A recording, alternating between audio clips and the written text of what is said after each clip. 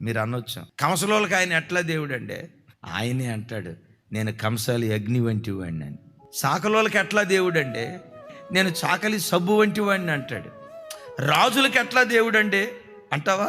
నేను రాజులకు రాజుని అంటాడు. అయ్యో, బ్రాహ్మణులకి ఎట్లా దేవుడు అండి? యేసుక్రీస్తు ప్రధాన పూజారి, ప్రధాన యాజకుడు. మా కాపులకు దేవుడు కాదండి అని అంటావా? అసలు నంబర్ 1 కాపు యేసుక్రీస్తు వారు అంటాడు కదా, నేను నాటిన ద్రాక్ష తోటను దివారాత్రులు కాపాడుచున్నాను, కాపు కాయిచున్నాను. కాపులాయన మేము కమ్మోళ్ళం అండి, మాకు దేవుడు కాదంటావా? ఆయన మాటే కమ్మదనం.